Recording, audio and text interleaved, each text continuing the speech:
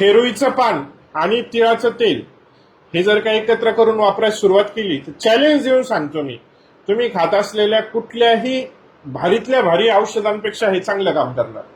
कशावरती काम करणार समजून घ्या. तर रुईचं काय करायचंय, रुई आपल्याला सगळीकडे मिळते. आपल्या आजूबाजूला मोकळ्या मैदानामध्ये कोपऱ्या कापऱ्याला कुठेही रुईचं झाड आपल्याला आलेलं दिसतं. पूजेमध्ये ह्याला विशेष स्थान आहे. अतिशय विषारी झाड असल्या कारणाने ह्याचा आणि तोंडाचा संपर्क आला नाही पाहिजे, म्हणजे हे चुकूनही आपल्या तोंडात गेलं नाही पाहिजे. ह्याचं चीक निघतो, पान तोडल्यानंतर ह्याचं चीक निघतो, तर ते आपल्या तोंडात गेलं नाही पाहिजे. विशेषतः थोडीशी सावधानी बाळगणं. तर रुईचं जे पान आहे हे रुईचं पान घ्यायचं, ह्याच्यावरती तिळाचं तेल घ्यायचं आणि हे तिळाचं तेल दोन्ही साईडनी मस्तपैकी लावायचं, चपचपीत लावायचं. आणि आपला जो तवा असतो त्या तव्यावरती मस्तपैकी हे पान चांगल्यापैकी गरम करून घ्यायचं. हे चांगल्या पद्धतीने आपण हे पान गरम करून घेतलं तर आपले जे दुखणारे सांधे आहेत, समजा तुमचे गुडघे दुखू राहिले, तुमचे टाचा दुखू राहिल्या, हिल पेन मुरगाळा झाला, सांधे दुखू राहिले, मनगड दुखू राहिलं, कोपर दुखू राहिलं, शोल्डर दुखू राहिलं, कंबर, पाठ, मान हे काही पण दुखतंय, असे 2, 4, 5 पान घ्यायचे, मस्तपैकी तापवायचे, तिळाचं तेल लावायचं. तेल लावल्याच्या नंतर मस्तपैकी गरम करायचे.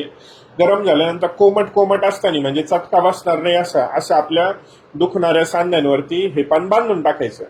हे बांधल्याच्या नंतर रात्रभर राहू द्यायचं. रात्री झोपताना करायचा प्रयोग आहे. रात्रभर राहू द्यायचं आणि सकाळी उठल्यानंतर काढून टाकायचं.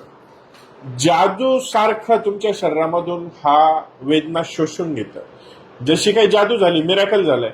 आता याचे अनुभव काय आलेत आम्हाला, ह्याचे अनुभव एवढे सुंदर आलेत का ज्यावेळेस आपण रुईचं पान तिळाच्या तेलामध्ये लावून गरम करून ज्या दुखणाऱ्या ठिकाणांमध्ये लावतो, तर टाचेचे वाढलेले जे हाड आहेत ह्याच्यामुळे जे टाचं दुखतात, सकाळी उठल्यानंतर चालता येत नाही, वलगडत चालावं लागतं, थोड्या वेळ खुर्चीत बसलं उठलं तरी टाचं दुखायला लागतं, टाचेला सूज आलेली, तुमचे घोटे मुरगाळले गेलेले, तर अशा ठिकाणी हे रुईचं पान अशा पद्धतीने तिळाच्या तेलाने लावल्याने ते आजार तुमचे 6-7 दिवसात 8 दिवसात पूर्णपणे नष्ट झालेले आम्हाला दिसले. गुडघेदुखीमध्ये साधारणतः महिना 6 महिन्यामध्ये फार सुंदर असे रिझल्ट जाणवायला सुरुवात होतात. गुडघ्यावरची आलेली जी सूज आहे ती पहिल्या 3 दिवसातच कमी होऊन जाते. त्याच्यानंतर गुडघे दुखणे, ठणकणे, सांधे दुखणे हे प्रकार सुद्धा कमी व्हायला सुरुवात झालेली आम्हाला दिसून आलेली. सोबत जर का कंबर दुखी फार झाली असेल, फार कंबर वाकडं झालंय, चालता येत नाही, कमरेतून पायामध्ये शिर दुखायला लागली, खुबे दुखू राहिले, अशा वेळेस ज्यावेळेस आपण हे पान त्या ठिकाणी बांधतो, फक्त एकच नाही 4, 5, 6, 7 पानं पण अशा पद्धतीने बांधून त्याच्यावरती मस्तपैकी मफलरीने आपण बांधून रात्रभर राहून देऊ शकतो.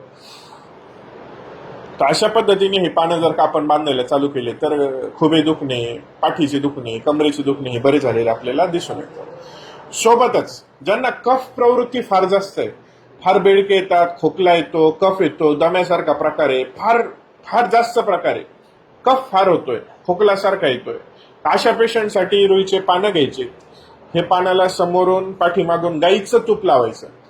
आता गाईचं जे तूप भेटेल ते लावा. गाईचं तूप लावलं किंवा एरंडाचं तेल लावा. गाईचं तूप अथवा एरंडाचं तेल लावा. त्याला सेम तव्यावरती गरम करून घ्यायचं मस्तपैकी आणि कोमट गार असताना, म्हणजे याचा चटका बसणार नाही असं छातीवरती बांधायची. पत्रावळ्या छातीवरती लावून द्या, 3, 4, 5, 6, 7, 8 पाठीमध्ये लावून द्या, 4, 5, 7, 8 आणि त्याला मस्तपैकी मफलरीनी वगैरे किंवा एखाद्या टॉवेलनी गुंडाळून बांधून टाका. रात्रभर राहू द्या. सकाळी पहा कफ बाहेर निघून गेलेला दिसेल तुम्हाला. कफ एकदम निघून गेलाय, छाती पूर्ण मोकळी झाली अशी दिसायला सुरुवात. हा प्रयोग 7 दिवस करायचा. ज्याला कफाचा प्रकार आहे, कफ जास्त होतोय, छातीमध्ये बलगम म्हणजे कफ साठला जातोय, बेडके पडू राहिले, अशा पेशंटने हा प्रयोग 7 दिवस केलेला तरी चालेल.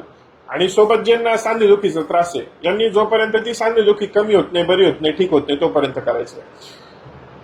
टाचेचं हाड वाढणं आणि अँकल दुखणं ह्याच्यामध्ये तर हे रामबाण उपाय, म्हणजे कुठलंही औषध ज्या ठिकाणी काम करत नाही, तुमचे MRI झाले, CT स्कॅन झाले, एक्सरे काढून झाले, टाचेचे हाड वाढले, टाच तुटली फुटली काही जरी झालेलं असलं तरी त्या ठिकाणी लावा. तुमच्या टाचेमध्ये जे दुखणं, ठणकणं, बधीरपणा जो जाणवतोय ते बरं झालं तुम्हाला दाखवणार आहे. सूज आलेली तुमची कमी झालेली दाखवणार आहे. यापेक्षा चांगलं मला तरी वाटत नाही का पेन किलरसाठी आपण कुठला पर्याय वापरू शकतो.